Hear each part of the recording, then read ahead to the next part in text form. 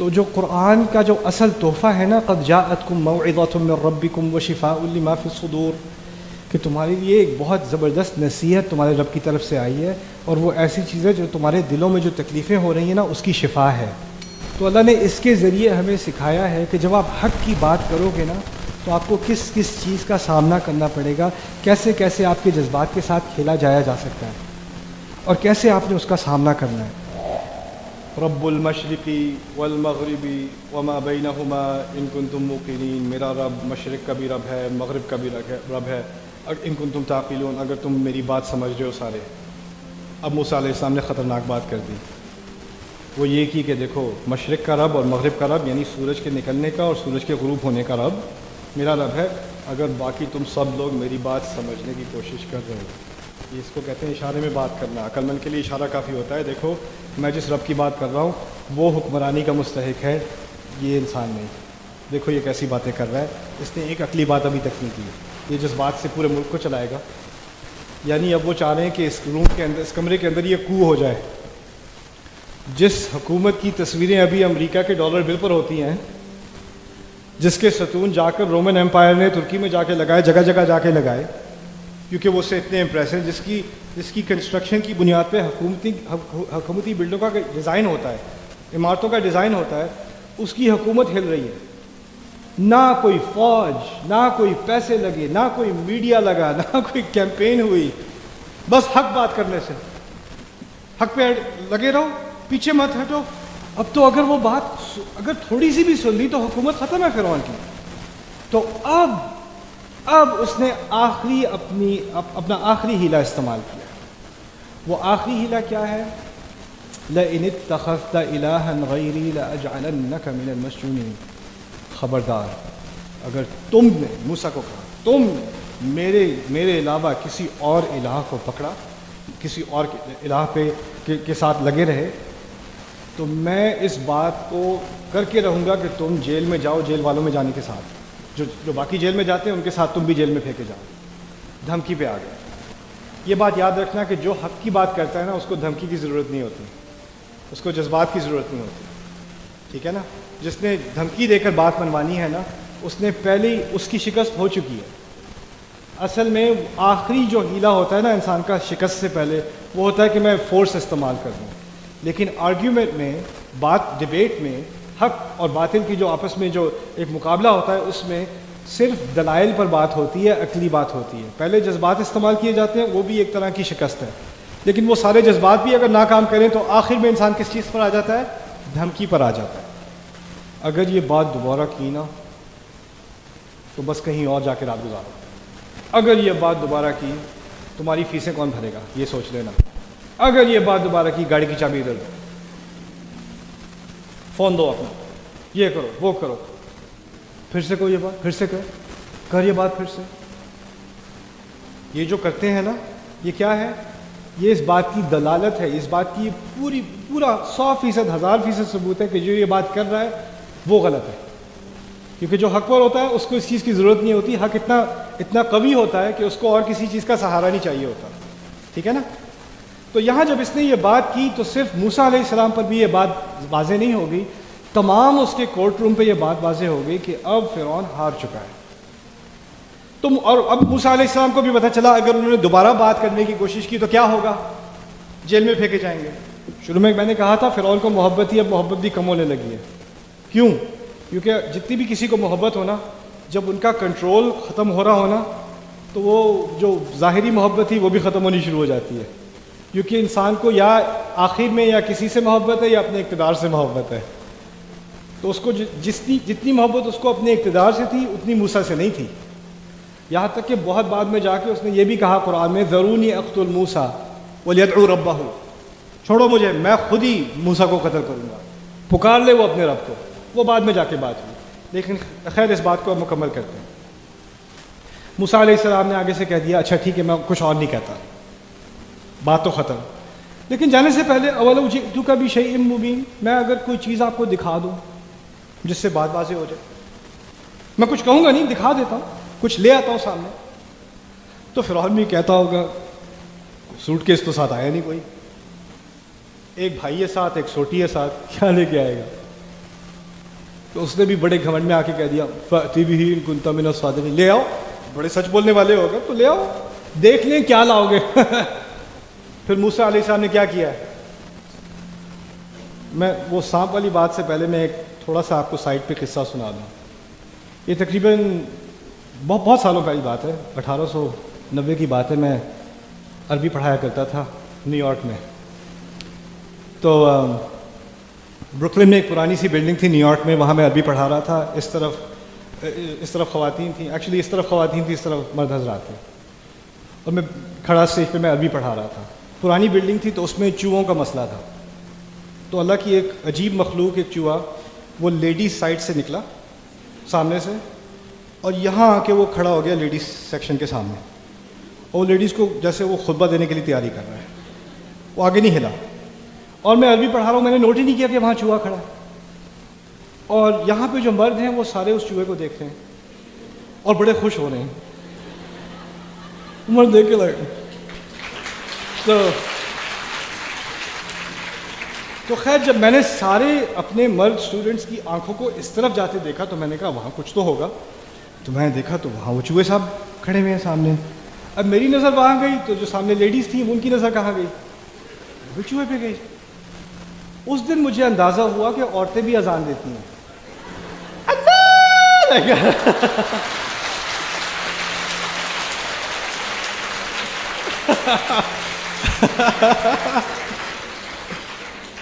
کوئی کرسی پہ چڑھی ہوئی ہے، دادی اماں کرسی پہ چڑھی ہوئی ہے، کوئی اللہ لا الہ الا اللہ، وہ جو ہے نا وہ قیامت کا منظر ہے نا، ترى الناس سکارا وما هم بسکارا، لائک آپ دیکھیں گے لوگ شراب پیے ہوئے ہیں لیکن وہ شراب پیے ہوئے نہیں ہیں، نشے میں نہیں ہے۔ ایسی حالت وہاں قیامت کا دن شروع ہو گیا لیڈیز سیکشن میں، اور وہ چوہا اپنی جگہ سے وہ دیکھ رہا ہے تماشا، وہ اپنی جگہ کھڑا ہے اور وہاں پہ، اور میں بھی کہوں یار، مجھے پھر اسی وقت خیال آیا کہ دیکھیں آپ کو میں نے جاب پکڑائی تھی نا پنکھے والی، اس ہال کے اندر موسیٰ علیہ السلام نے اپنی سوٹی پھینکی ہے، اور اس سانپ کی اس کی تین خصوصیات قرآن نے بتائی۔ پہلی خصوصیت ہے حیۃ، اذا ہی حیۃ تسعیٰ۔ حیہ کہتے ہیں کوبرا کو، جس کے سامنے سے دانت نکلے ہوتے ہیں، اس کے ڈسنے سے موت آ جاتی ہے، تو یعنی اس کے دانت ہیں، اس کا منہ کھلا ہوا ہے۔ حیہ اصل میں حیات سے نکلا ہے۔ حیات کس کو کہتے ہیں؟ زندگی کو۔ حیہ یعنی وہ زندگی لینے والا، جب اس کا منہ کھل جاتا ہے نا تو زندگی ختم ہونے والی ہے نا، تو اس کو حیہ کہا جاتا ہے تعبیر میں۔ دوسری اس کی مثال دی ہے قرآن نے ثعبان۔ ثعبان کہتے ہیں ایسے بڑے اژدہا کو جو چھوٹے جانوروں کو نگل سکتا ہے۔ تو ایک طرف جو کوبرا ہوتا ہے وہ دبلا ہوتا ہے، اور ثعبان جو ہے وہ موٹا ہوتا ہے۔ قرآن نے یہ جو سانپ بنایا ہے نا، یہ کوئی اور ہی اسپیشیز ہے، یہ دونوں کی ایک کمبینیشن ہے، اور اتنی خطرناک ہے کہ اس کے بارے میں تیسری جو خصوصیت قرآن نے بتائی ہے وہ جان ہے، یعنی جن معلوم ہوتا ہے۔ یہ تو دنیا کی مخلوق معلوم ہی نہیں ہوتا۔ تو یہ کوئی چوہا نہیں تھا جو کمرے میں آ گیا، یہ ایک بہت بڑا سانپ اژدہا جو انسان کو بھی نگل لے، اور اس کے دانت نکلے ہوئے ہیں سامنے سے، اور پھر وہ تسعیٰ، وہ گھومتا پھر رہا ہے۔ آپ اندازہ کرو اگر آپ کی وہاں جاب تھی تو آپ کیا کرو گے اس وقت؟ I quit. فرعون بھی اپنے تخت پہ چڑھ گیا ہوگا، سارے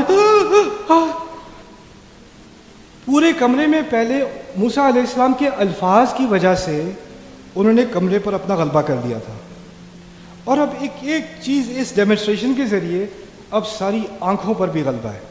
پہلے کانوں پر غلبہ تھا، اب آنکھوں پر بھی غلبہ ہے، اب دلوں پر بھی غلبہ ہے، خوف بھی آ گیا۔ پہلے امپریس ہوئے ہوئے تھے، اب ڈر بھی گئے سارے۔ اور پھر سوال پیدا ہوتا ہے، ذہن میں آیا ہوگا کبھی، اللہ تعالیٰ نے اتنا بڑا سانپ موسیٰ علیہ السلام کو دیا، یہ ساری ڈیبیٹ کی ضرورت ہی نہیں تھی۔ شروع میں آتے ساتھ ہی کچھ کہے بغیر مسئلہ ہی حل، رائٹ؟ اس نے آگے جا کے ایک دفعہ مرا تھا، فرعون ختم، باقی سارے مان جاتے، اذا جاء نصر اللہ والفتح۔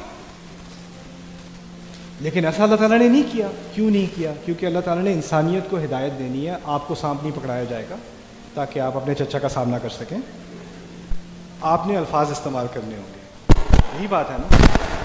تو اصل معجزہ جو موسیٰ کو دیا گیا تھا نا وہ الفاظ کا. اب آخری بات تھی, میں نے کہا تھا لمبی بات ہو جائے گی, آپ لوگ ٹھیک ہو نہ بھی ہوتے تو میں نے بولنا تھا. خیر دیکھ لیں, اب یہ جو سارا معاملہ ہوا ہے تو جو جرنیل بیٹھے ہوئے ہیں, جو سیکیورٹی گارڈ بیٹھے ہوئے ہیں, جو پنکھے والے سارے جو کمرے میں ہیں, وہ اب کس سے 100% امپریس ہو چکے ہیں موسیٰ علیہ السلام سے. اب جب وہ اتنے امپریس ہو چکے ہیں تو اب فرعون تو ختم بالکل, تو اس نے اپنی آخری تدبیر استعمال کی ہے, وہ سب سے خطرناک تدبیر ہے. وہ تدبیر اگر استعمال نہ کرتا نا تو اس نے اس دن نہیں بچنا تھا. آخری چیز رہ گئی تھی اس کے پاس. اب دھمکی سے کام نہیں چلے گا, اب ان کو پاگل کہنے سے کام نہیں چلے گا, ان کو شرمندہ کرنے سے کام نہیں. وہ ساری تدبیر استعمال کر چکا, ساری ضائع ہو چکی. اب اس کے ہتھیار ختم ہوتے چلے جا رہے ہیں, اس کے پاس ایک ہی رہ گیا ہے بس استعمال کرنے کو, اور یہ بڑا عظیم ہیلا ہے, بڑی عظیم تدبیر ہے. یہ تدبیر سمجھنے کے لیے میں آپ کو ایک مثال دیتا ہوں. آپ لوگ میرے بھائیوں برا نہیں ماننا, میں آپ کی حمایت میں بھی بعد میں مثال دوں گا. یہاں نہیں ہوتا, ملتان میں ہوتا ہے. میاں بیوی ہے, شوہر جو ہے وہ بیوی کی قدر نہیں کر رہا, اس سے بدتمیزی سے بات کرتا ہے, اس کی ہر چیز کا مذاق اڑاتا ہے, اسے برا بھلا کہتا ہے. وہ سمجھتی ہے شاید کہ میں بدصورت ہو گئی ہوں اس لیے, تو وہ کوشش کرتی ہے کہ میں ذرا اپنا حلیہ بھی ٹھیک کر لوں, شاید کچھ بدل جائے گا. تو وہ پھر میک اپ کرتی ہے, اچھے کپڑے کرتی ہے, بال ٹھیک سے کرتی ہے, ان کا فیوریٹ ڈنر بناتی ہے, کینڈل لائٹ لگاتی ہے, بچوں کو جلدی سلا دیتی ہے. وہ آفس سے تھکے ہوئے آتے ہیں, وہ اپنی اینک بھی اتار دیتی ہے بیوی. پھر دروازہ کھولتی ہے, شوہر اندر آتا ہے, شوہر دیکھ کے کہتا اینک اتارنے سے اچھی لگنے لگو گی. تو وہ آگے سے کہتی نہیں, اینک اتارنے سے آپ اچھے لگتے ہیں.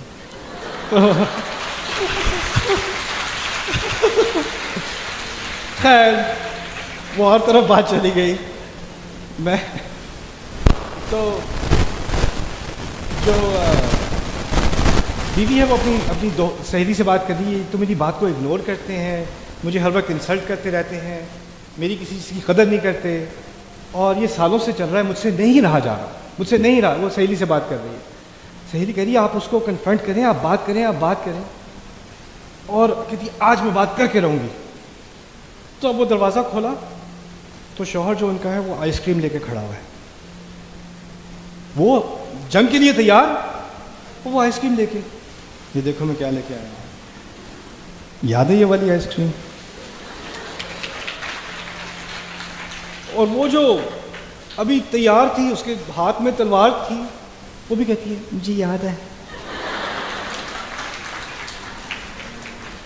اور پھر بیٹھ کے, وہ پہلی دفعہ پارک میں بیٹھ کے کھائی تھی نا وہ, چلو وہاں چل کے کھاتے ہیں, چلیں. اور پھر بعد میں سہیلی سے بات, سہیلی کہتی ہے کیا ہوا, کنفرنٹ کیا؟ نہیں اصل میں ان پہ نا کام پہ بہت پریشر ہوتا ہے, تو اس لیے وہ کبھی کبھی وہ غصہ کر جاتے ہیں, لیکن وہ بہت پیار کرتے ہیں. اصل میں ایسی کوئی بات نہیں ہے, پتہ ہے وہ آئس کریم بھی لے کے آئے تھے آج, پتہ ہے اب وہ والی. اب وہ بیوی کے دماغ میں آتا ہے کہ یہ تو بدل گئے ہیں, یہ تو پرانے والے ہو گئے ہیں جیسے ہوتے تھے وہ. تو وہ بڑی خوشی ہوتی ہے رات کو. صبح اٹھتی ہے, شوہر کہتا ہے میں آج دیر سے واپس آؤں گا, کال مت کرنا. تو وہ حیران پریشان یہ ہوا بدل گئی تھی, واپس کیوں آ گئے. ہوتا یہ ہے کہ جو آپ کے ساتھ زیادتی کر رہا ہوتا ہے نا, اس کو بھی پتا ہوتا ہے کہ آپ کے صبر کا ایک میٹر ہے. زیادتی کر رہا ہے, آپ کا ٹیمپریچر بڑھ رہا ہے, زیادتی کر رہا ہے, آپ کا ٹیمپریچر بڑھ رہا ہے, پھٹنے والا ہے. اس کو پتا ہوتا ہے یہ پھٹ گیا نا تو مسئلہ ہو جائے گا, اب آئس کریم کا ٹائم آ چکا ہے. اب آئس کریم لا کے کیا کرتا ہے, وہ ٹیمپریچر نیچے آ جاتا ہے, اب اس کی دوبارہ مائلیج بڑھ گئی, اب دوبارہ کرنی جو اصل تھی اس پہ واپس آ جاتا ہے, دوبارہ ابیوز کر سکتا ہے, دوبارہ بدتمیزی کر سکتا ہے, دوبارہ اگنور کر سکتا ہے.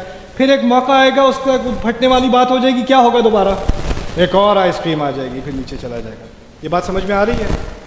یہ آفیسز میں ہوتا ہے, یہ گھروں میں ہوتا ہے, یہ شوہر کرتے ہیں, بیوی کرتی ہیں, مائیں کرتی ہیں, باپ کرتے ہیں, بچے کرتے ہیں, بہن کرتے ہیں, بھائی کرتے ہیں, یہ رشتوں میں ہوتا ہے. فرعون کو سمجھ آ گیا اگر میں نے ابھی آئس کریم نہیں دی تو یہ ان سب کا میٹر پھٹ جائے گا, کیونکہ پہلے بھی وہ کس قسم کا باس تھا, وہ ایسا باس تھا جو اپنے کام کرنے والوں کو انکریج کرتا، ان کے ساتھ اچھے طریقے سے بات کرتا، اچھے اسلوب سے بات کرتا، پیار سے محبت سے بات کرتا. وہ فرعون ہے یار، اس نے کیسے بات کرنی ہے؟ وہ کہتا الیس لی ملک مصر وہذہ الانہار تجری من تحتی، یہ پورا مصر کا ملک میرا نہیں ہے، یہ سارے دریا میرے پیروں کے تلے نہیں چلتے، میں اور میں. اس نے کبھی کسی کو اکنالج کرنا نہیں. اب جب موسیٰ علیہ السلام اپنی بات بھی کر رہے ہیں تو ویسے بھی ان کو پوری قوم کو یہ تو نہیں تھا کہ فرعون سے محبت ہے، اصل میں فرعون سے ڈر تھا. تو جب یہ موقع مل رہا ہے بغاوت کا تو وہ تو کریں گے. تو اب اگر آئس کریم پیش نہیں کی تو معاملہ ختم. تو آپ نے اپنے جرنیلوں کو، پنکھے والے کو ہٹا کے جرنیلوں کو قال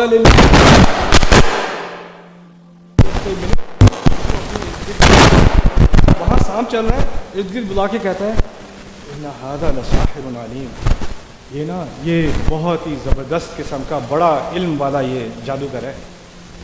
یرید ان یخرجکم من ارضکم بسحرہ فماذا تأمرون، یہ چاہتا ہے کہ تم کو تمہاری اپنی زمین سے نکال دے، تو تم بتاؤ میں کیا کروں.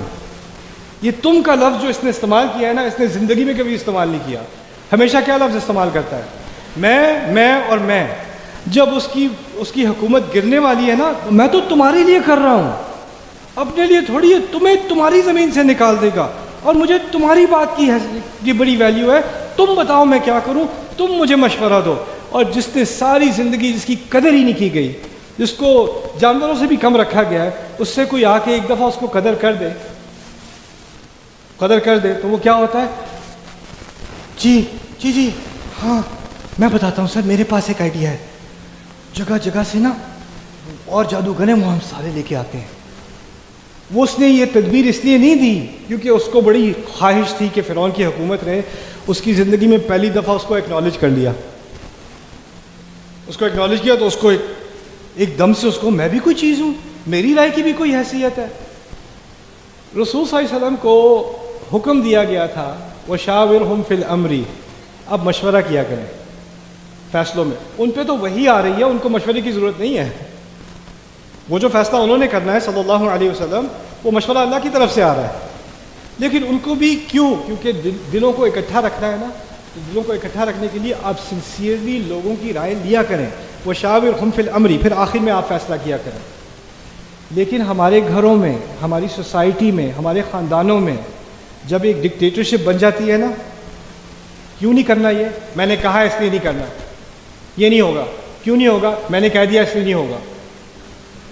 آپ سمجھا دیں، یہی سمجھنے کی ضرورت ہے تمہیں کہ میں نے کہا ہے، میں. اور جب بغاوت کے آثار نظر آنے شروع ہو جائیں، بیٹا میں تم سے بہت محبت کرتا ہوں، میں تمہاری خیریت کے لیے کہہ رہا ہوں، تمہیں سمجھانا چاہ رہا ہوں، تم تو بہت میرے عزیز ہو، تمہیں پتہ ہے نا میں نے زیادہ زندگی گزاری ہے، مجھے پتہ ہوتا ہے، میں تمہاری خیر کے لیے ہی کہہ رہا ہوں. اچھا وہ اس پہ آئس کریم کا اثر ہو گیا، وہ ٹھنڈا ہو گیا. پھر بعد میں اس نے حق کی بات کی، پھر میں پھر وہ آگے تک پہنچی تو دوبارہ بیٹا ادھر آؤ، تم تو میرے بیٹے ہو، you know I love you right, you know I love you. تو یہ جو آخری تدبیر ہے نا، یہ بڑا کام کرتی ہے. اور اس سے لوگ غلامی میں کئی سال گزار دیتے ہیں، گھروں کے اندر، حکومتوں کے اندر، بزنسز کے اندر، سوسائٹی کے اندر لوگ غلامی میں گزار دیتے ہیں. کیونکہ جب ٹائم آتا ہے کہ نہیں اب یہ نہیں ہونے دیں گے، پھر وہ آ کے کہتے ہیں پتہ ہے مجھے آپ کا کتنا خیال ہے، مجھے پتہ ہے میں آپ سے کتنی محبت کرتا ہوں، کتنی محبت کرتی ہوں. تو پھر انسان پہ دوبارہ اثر ہو جاتا ہے، نہیں یہ واقعی محبت کرتے ہیں. کچھ خرابیاں ہیں لیکن ٹھیک ہے. کچھ لیڈیز میرے پاس آئیں، کہتی میرے شوہر مجھے مارتے تو ہیں لیکن اچھا بھی کرتے ہیں، عید پہ نا وہ اچھے تحفے بھی دیتے ہیں، تو پوری طرح تو برے نہیں ہیں نا، ایسا بھی نہیں ہے. تو میں کنفیوز ہوں، میں کیا کروں. میں نے کہا آپ بھی کنفیوز ہیں، پوری فرعون کی قوم بھی کنفیوز تھی. یہ کوئی چھوٹا ہیلا نہیں ہے. یہ جو یہ تدبیر فرعون کے بارے میں ذکر کیا گیا ہے نا، اس کا بڑا اثر ہوتا ہے. تو اللہ نے اس کے ذریعے ہمیں سکھایا ہے کہ جب آپ حق کی بات کرو گے نا، تو آپ کو کس چیز کا سامنا کرنا پڑے گا، کیسے آپ کے جذبات کے ساتھ کھیلا جایا جا سکتا ہے، اور کیسے آپ نے اس کا سامنا کرنا ہے. میرا بنیادی مقصد پاکستان میں آ کر تھوڑے سے دروس قرآن یونیورسٹیز میں کرنے کا یہ تھا کہ میرا اپنا ایک اسمپشن ہے، میرا اپنا جائزہ، وہ پہلے اپنے بارے میں ہے پھر آپ کے بارے میں. میرے بارے میں یہ ہے کہ ہم نے قرآن کو انڈر ایسٹیمیٹ کیا ہے. قرآن میں جو بات ہو رہی ہے، جس سے ہمارے دلوں کو، ہماری روحوں کو، ہماری عقلوں کو جو آزادی ملتی ہے، جو تسکین ملتی ہے، اس کی روشنی سے جو زندگی میں جن مشکلوں کا ہم سامنا کر رہے ہیں ان کا سامنا کرنے کی جو ہدایت ملتی ہے، ہم نے سمجھ لیا کہ وہ باتیں تفسیروں میں لکھی جا چکی ہیں، وہ جو پڑھنے والے ہیں وہ پڑھ لیں، باقی بس نماز پڑھو، روزہ رکھو، یہ کافی ہے تمہارے لیے۔ تو جو قرآن کا جو اصل تحفہ ہے نا، قد جاءتکم موعظۃ من ربکم وشفاء لما فی الصدور، کہ تمہارے لیے ایک بہت زبردست نصیحت تمہارے رب کی طرف سے آئی ہے، اور وہ ایسی چیز ہے جو تمہارے دلوں میں جو تکلیفیں ہو رہی ہیں نا، اس کی شفا ہے، وہ شفا ہے۔ ہم نے اس بات کو سمجھا نہیں، جانا نہیں کہ اس قرآن میں بات کیا ہو رہی ہے، اور وہ میری زندگی میں کیا چیز لا سکتی ہے، کیسے میری زندگی میں کانفیڈنس لا سکتی ہے، کیسے میری زندگی میں خوبصورتی لا سکتی ہے، میرے رشتوں کو بہتر کر سکتی ہے، میری زندگی میں جو چیلنجز ہیں اس کو سامنا کرنے کی پوری مجھے ہدایت دے سکتی ہے۔ کیونکہ ہم نے اس چیز کو، میں نے بھی، آپ نے بھی انڈر ایسٹیمیٹ کیا ہے۔ میری امید یہ ہے کہ اس ٹورز کے ذریعے اور آپ لوگوں سے ملنے کے ذریعے میں اس چیز کو دوبارہ آپ کے اندر اجاگر کروں، اور ہماری قوم ایسی ہو، ہمارا ملک ایسا ہو کہ دنیا جہاں کے سارے مسلمان دیکھیں قرآن کے ماننے والے یہ لوگ ہیں، قرآن سے محبت کرنے والے یہ لوگ ہیں، دیکھو انہوں نے قرآن کے ساتھ کیا کیا ہے، اس کی تلاوت تو ہو رہی ہے الحمدللہ۔ اور یہاں پہ لوگ شکایت بہت کرتے ہیں، دیکھیں بچے قرآن پڑھ رہے ہیں لیکن سمجھتے نہیں ہیں، دیکھیں یہ ہو رہا ہے، یہ نہیں ہو رہا، شکایت شکایت شکایت۔ شکایت میں بھی، ہر شکایت میں بھی ایک موقع ہوتا ہے۔ اگر ہمارے ہاں ہزاروں لاکھوں بچے قرآن پڑھ رہے ہیں تو یہ ایک بری بات نہیں، یہ ایک اچھی بات ہے، بس اس میں ایک مزید اچھائی کی، اضافے کی ضرورت ہے۔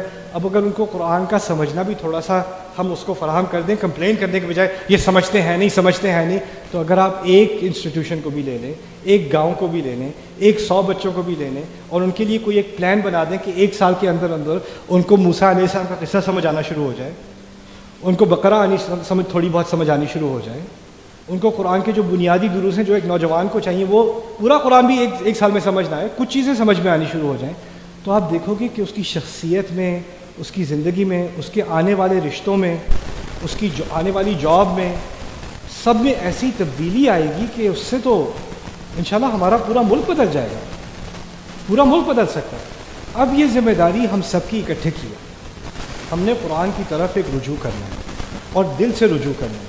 میرے ایک استاد کہا کرتے ہیں قراءۃ قلب، قرآن کو عقل سے بھی پڑھا جا سکتا ہے، دل سے بھی پڑھا جا سکتا ہے۔ ہماری قوم کو اب اس چیز کی ضرورت ہے، مجھے اور آپ کو، کہ ہم قرآن کو اب دل سے بھی پڑھیں، عقل سے پڑھنے کے بعد اب ہم اس کو دل سے بھی پڑھیں۔ اللہ تعالیٰ ہمارے دلوں میں قرآن کی محبت ڈالے، اور قرآن کی ہدایت کو ہمارے گھروں میں، ہمارے اپنے اندر، ہمارے گھروں میں، ہماری سوسائٹیز میں، ہمارے بازاروں میں، ہماری حکومتوں میں، سب میں لے کر۔ بارک اللہ لی و لکم۔ السلام علیکم ورحمۃ اللہ تعالیٰ وبرکاتہ۔